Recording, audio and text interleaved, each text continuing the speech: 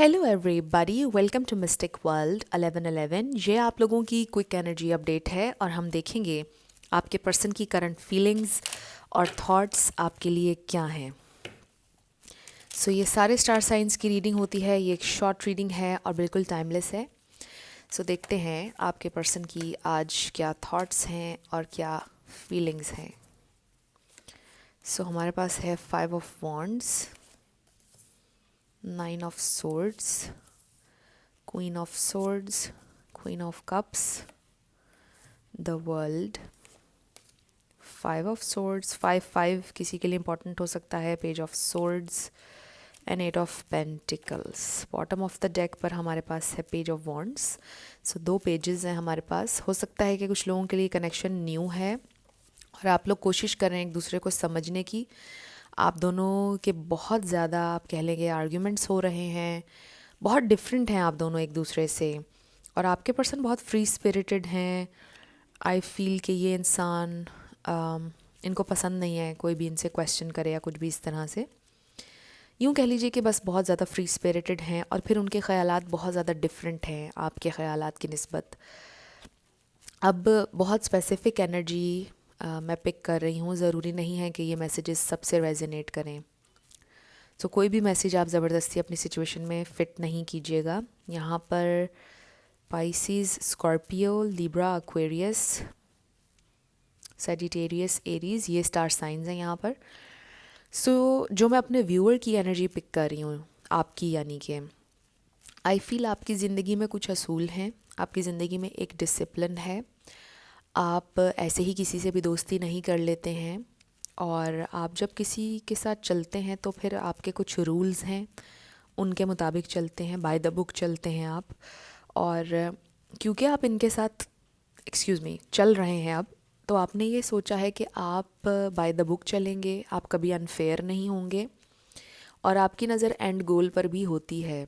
आप ये सोचते हैं कि मैंने इस इंसान के साथ लॉन्ग टर्म चलना है, जितना मुझसे हो सका मैंने इस इंसान के लिए करना है, 100% चलना है।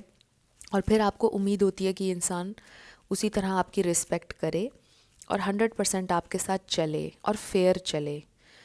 बट आपके ये जो पर्सन है ये बहुत डिफरेंट हैं आपसे ना।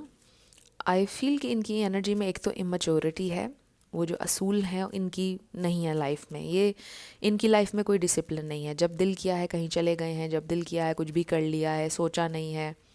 आई जस्ट फील कि ये इंसान बहुत ज़्यादा एडवेंचरस भी हैं, नहीं सोचते हैं चीज़ों के बारे में, कुछ भी कर लिया, कभी भी लड़ लिया, मतलब डिसिप्लिन नहीं है। सो बहुत डिफरेंट हैं आपकी निस्बत। आप भी हैरान होते होंगे अक्सर कि यार ये क्या आपने बात की है, या ये क्या अचानक से आपका प्लान बन गया, या कुछ भी।